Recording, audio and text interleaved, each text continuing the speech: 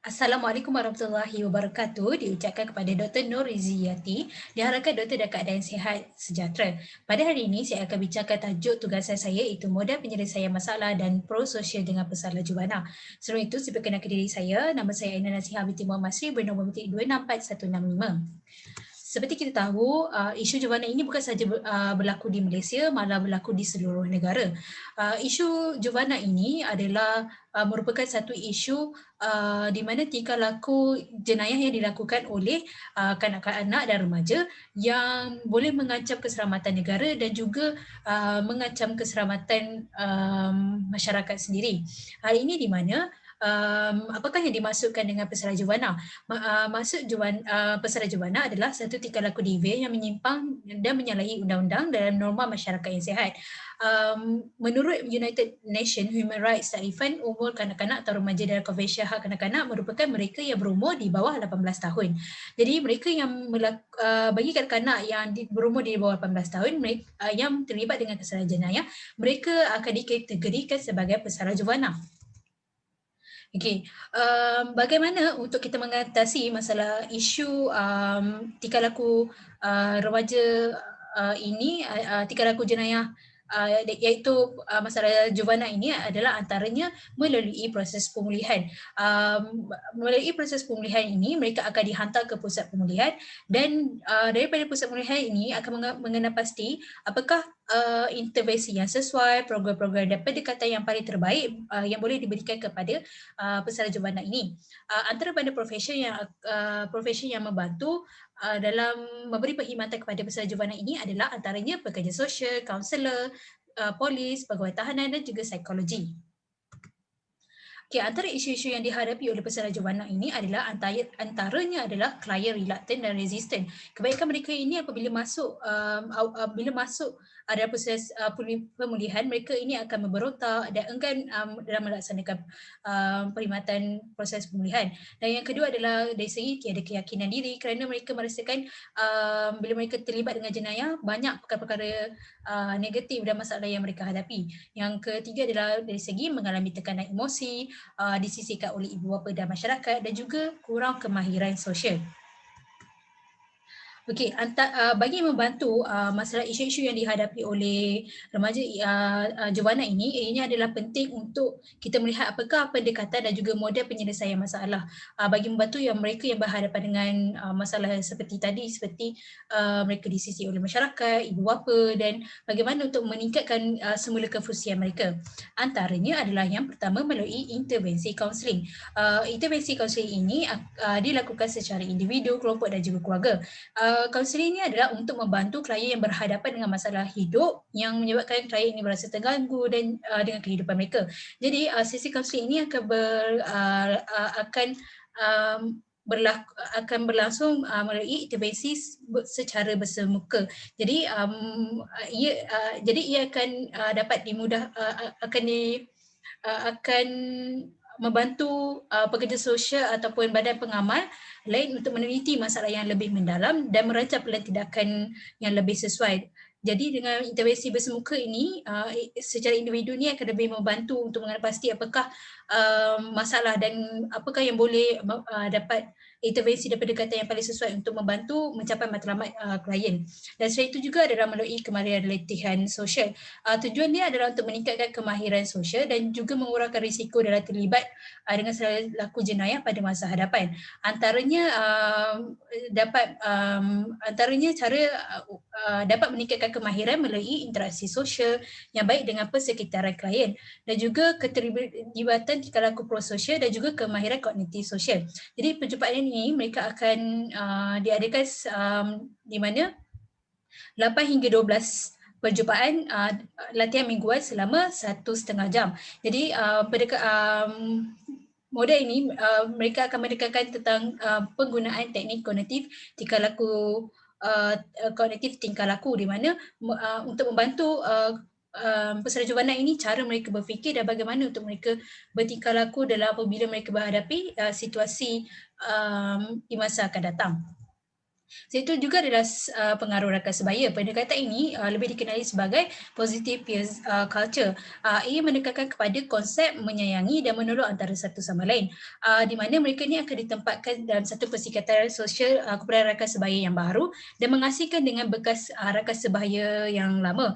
Jadi perjumpaan ini mereka akan adakan selama 3 hingga ke 5 kali seminggu untuk membicarakan masalah-masalah yang dihadapi, dan mereka juga akan dapat membantu antara satu sama lain. Jadi ini akan dapat meningkatkan lagi tanggungjawab antara rakan-rakan dalam ahli mereka. Selain itu juga adalah dari segi rawatan pendidikan psiko. Okey, rawatan psiko pendidikan ini adalah penting untuk pembangunan diri pelatih. Ini adalah untuk meningkatkan pengetahuan dan juga meningkatkan daya menyelesaikan masalah. Selain itu juga di negara Eropah, antara kes yang tertinggi yang melibatkan tentang masalah tingkah laku seksual adalah dalam kalangan remaja. Jadi ianya adalah penting untuk memberi pendidikan tentang seksual. Jadi melalui program pendidikan pembangunan ini adalah untuk menggalakkan lagi program rawatan berbentuk pendidikan kepada peserta juvana. Dan seterusnya adalah terapi jaringan kerja pelbagai jenis perkhidmatan oleh pelbagai sektor masyarakat, iaitu MST. Okay. MST ini telah menunjukkan keberkesanan melalui pendekatan ini, di mana di Amerika Syarikat, negara-negara di Amerika Syarikat dan juga negara-negara lain telah menggunakan pendekatan ini dan telah membukti terdapat keberkesanannya. Hal ini dapat dilihat terdapat kekurangan bagi kadar residivism dalam kalangan juvana dan juga kerana ianya merupakan pendekatan yang melibatkan persekitaran kaya seperti komuniti, keluarga dan masyarakat. Di mana di Bangladesh satu program latihan vocational dilaksanakan dengan melibatkan komuniti. Dengan ini memudahkan lagi untuk peserta juvana ini mereka kembali semula kepada masyarakat dan dapat berkhidmat kepada masyarakat apabila mereka keluar daripada proses pemulihan. Dan yang terakhir adalah fungsi terapi keluarga. Hal ini adalah sangat penting kerana penglibatan ibu bapa sangat mempengaruhi proses pemulihan peserta juvana. Hal ini di mana pada peringkat pertama pengamat akan menangani segala faktor yang mengganggu keluarga, dan setelah itu pengamat akan berusaha untuk membina kemahiran kepada ibu bapa dalam membantu memberi dan membantu berinteraksi dengan anak mereka. Dan yang terakhir adalah memberi galakan untuk memupuk hubungan kasih sayang. Jadi program ini juga telah dilaksanakan di negara Eropah, iaitu sesi bersama ibu bapa dan juga klien dengan anak mereka sahaja.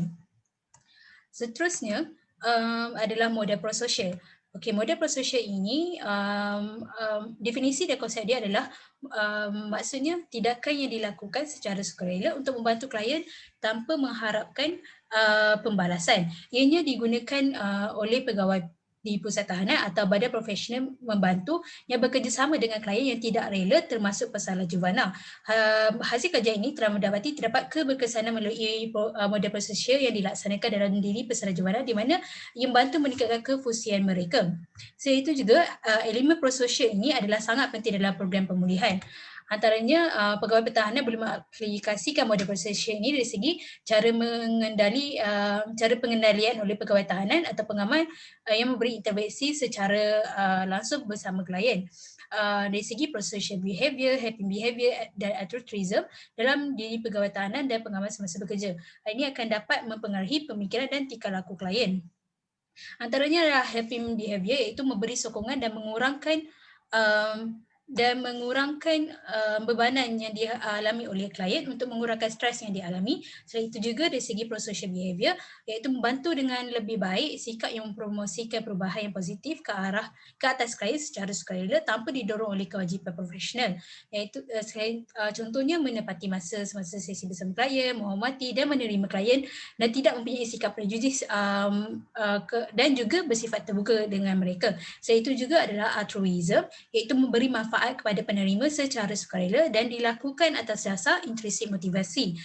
Empati yang tinggi dan bersifat prihatin kepada klien adalah sangat penting. Jadi manfaat yang diperoleh oleh penerima ini manfaat ini adalah lebih kepada penerima berbanding dengan pengamal sendiri. Hal ini adalah kerana ia tidak didorong oleh hadiah ataupun tawaran dan juga pembayaran semasa sesi perkhidmatan dilakukan. Seterusnya adalah saya itu juga memberi komen prososial juga adalah sangat penting. Elemen prososial dengan memberi komen ini adalah sangat penting. Contohnya, bagus awak telah pergi menghadiri kursus seminar tersebut dan awak turut hadir dalam sesi kita pada hari ini. Saya boleh dapat lihat banyak perubahan yang baik yang awak usahakan dalam tingkatkan kemahiran dalam diri awak. Jadi dengan komen ini kita dapat membantu untuk meningkatkan lagi motivasi dalam diri klien. Saya itu juga boleh kita lihat dari segi memberi komen yang kurang prososial. Contohnya, saya tahu awak sudah menyertai program-program tersebut tetapi saya masih lihat awak tiada perubahan dalam diri dan awak harus berjumpa dengan saya lagi. Hal ini akan menyebabkan klien ini mereka merasa rendah diri dan kurang motivasi dan berkemungkinan untuk menyertai sesi seterusnya mereka akan rasa mereka akan enggan. Dan dari segi pengukuhan negatif juga, hal ini boleh digunakan dari segi kes klien yang tidak rela dan isu yang kompleks. Hal ini adalah contohnya dengan meningkatkan perjumpaan bersama klien dan memberi laporan yang negatif. Kajian Kanada juga contohnya adalah dari segi kajian Kanada, bagi pegawai tahanan yang mengaplikasi 4-to-1 rule yang diperkenalkan 4-to-1 rule ini adalah setiap komen yang negatif ni mereka perlu memberi komen yang positif juga. Antaranya adalah dengan memberi hukuman kepada klien. Selain itu juga, apakah implikasi kepada pendidikan kerja sosial dan praktis kerja sosial? Ianya adalah pekerja sosial perlu mempromosikan hak keadilan, mempertingkatkan lagi sistem pembetulan dan kemahiran didik masyarakat, keperluan pekerja sosial dalam sektor sekolah, pembuatan undang-undang dan polisi negara dan juga penjagaan susulan. Kesimpulannya, kita dapat lihat stigma negatif terhadap pesanan juvana juga haruslah dibuang jauh oleh pemikiran masyarakat, sebaliknya membantu dan memberi peluang kepada mereka untuk kembali semula kepada masyarakat. Sekian saja daripada saya. Sekian, terima kasih.